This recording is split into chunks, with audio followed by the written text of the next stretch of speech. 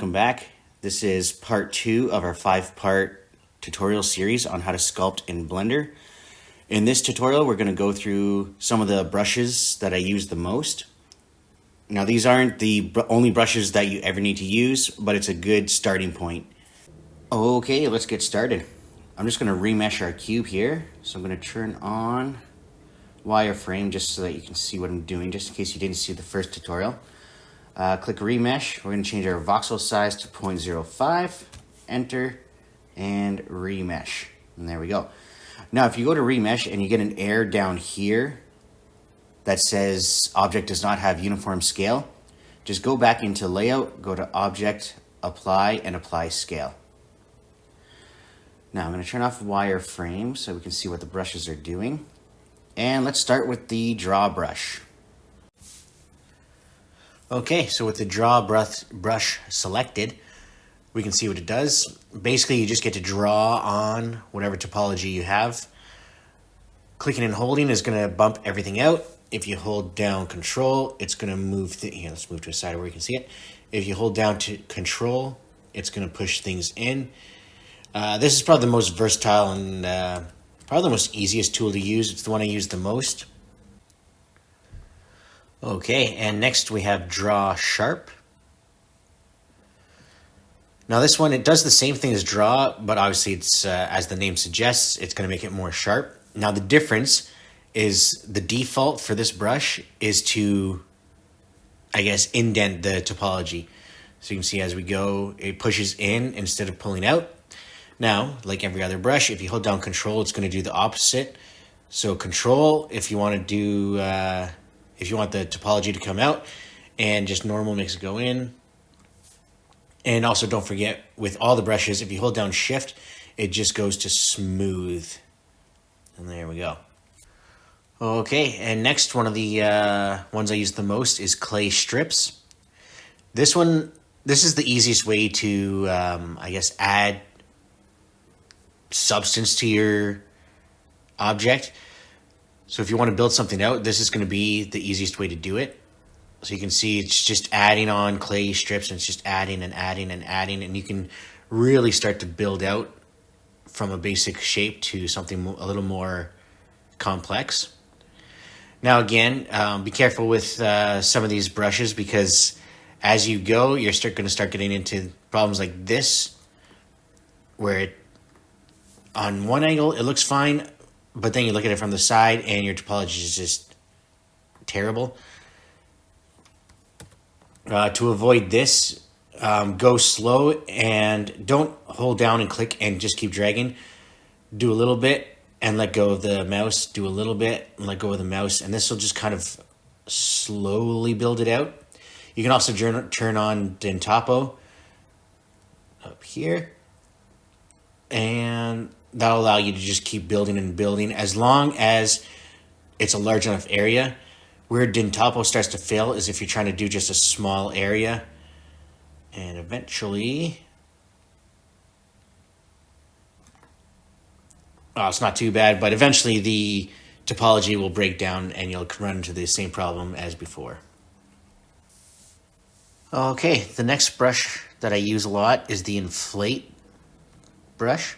And this is basically just a way to inflate certain areas of your mesh. Now, between this one and Blob, they kind of do the same thing. Blob tends to work a little faster, but also your topology breaks down a lot easier. Whereas Inflate, you can push F to increase the size and really grow out these corners. And same thing with all the other brushes. If you hold down Control, it's going to push everything in. And Shift is going to smooth everything out.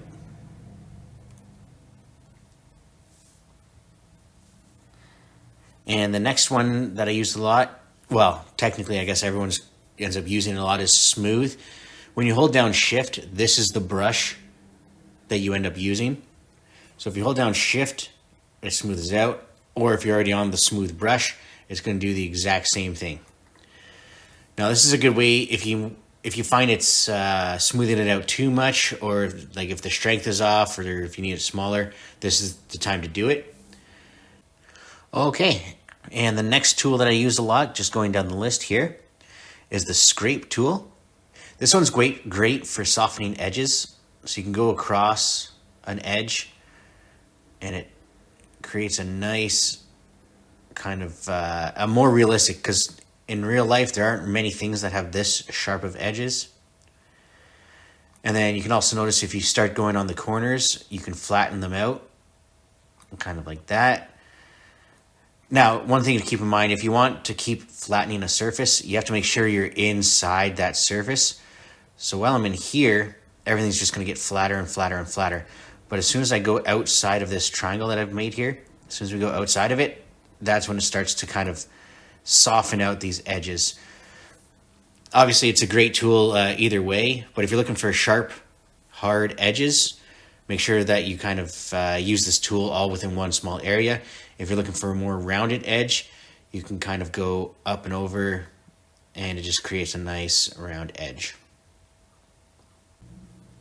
Okay, and the next tools, there's two that kind of do the same thing, just with a different process. First one is Crease up here in the blue brushes, and Pinch down here in the yellow brushes. So let me just quickly draw a line with Draw Sharp. There we go.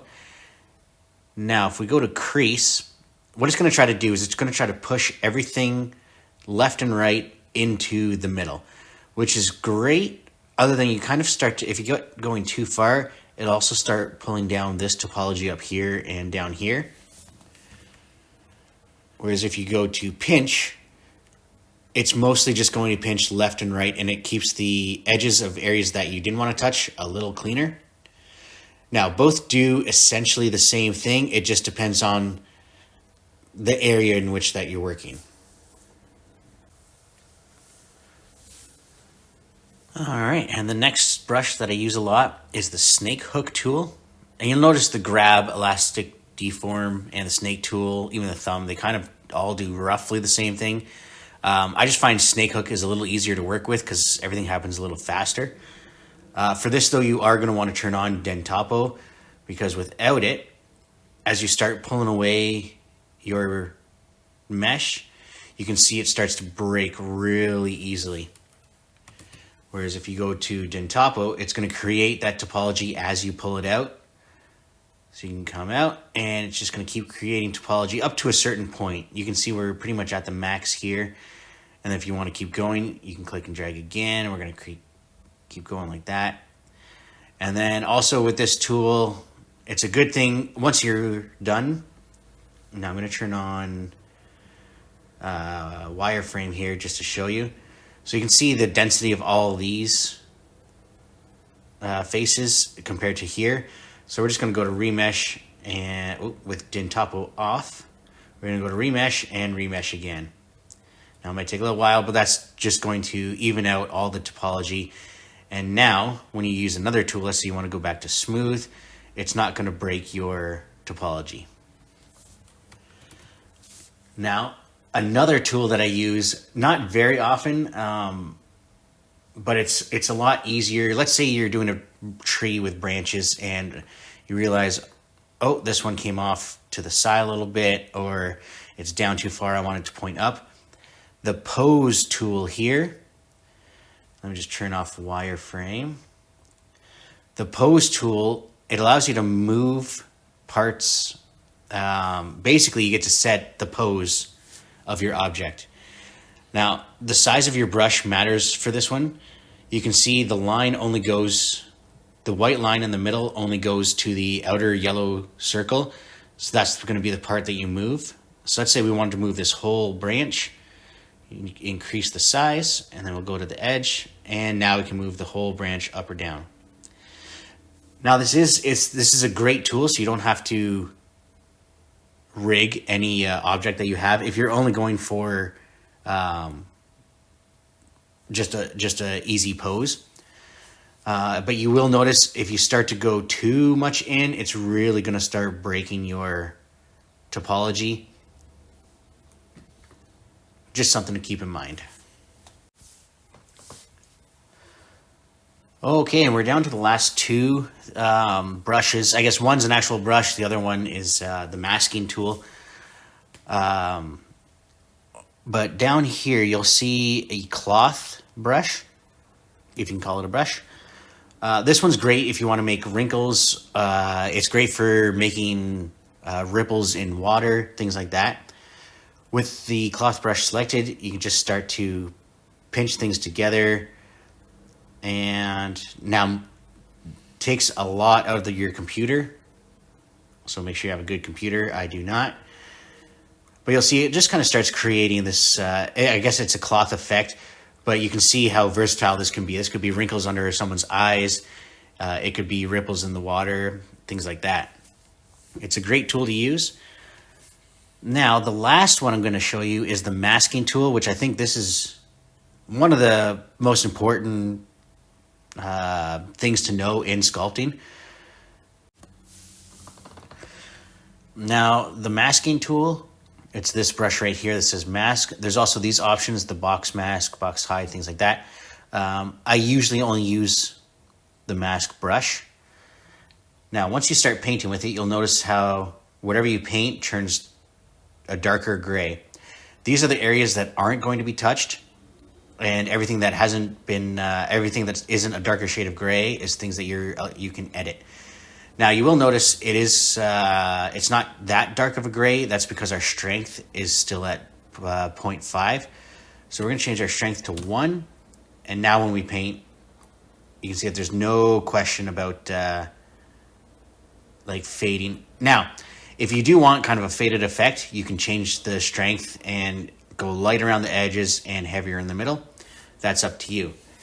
Now, important to note, if you push A on your keyboard, that brings up your mask controls. So you can see sharpen mask, shrink mask, clear mask, things like that. So let's get, let's rotate around to this side. There, so let's do that. Now, let's say you wanted to only edit this area and not everywhere else. You'd push A, go to invert mask over here, and now the entire cube is masked except for this light area. So now if you wanted to go to, let's say, scrape, we can scrape, and it's only going to scrape the area that is not masked out. So you can see I can go, if we go up here, I can't do anything to the top. I can only do it to this side over here because that's where the mask allows it. Okay, and that basically that concludes all the brushes that I use most often. Now, this isn't saying these are the only brushes you need to use. Obviously, take some time, go into the sculpting tools, see what each brush does, or I've seen them. There's tons of videos on YouTube that go through each brush one by one. Basically, you just need to find what works for you. These are the brushes that work best for me. Also, I do recommend getting a pen tablet. It makes sculpting a lot easier. And just play around with it. Next up in this sculpting series in part 3, we're going to go through some fine details that the brushes add. These are little details that will help make your objects a little more realistic, and it's details that you won't be able to get just from textures alone. So, thanks for watching, and we hope to see you there.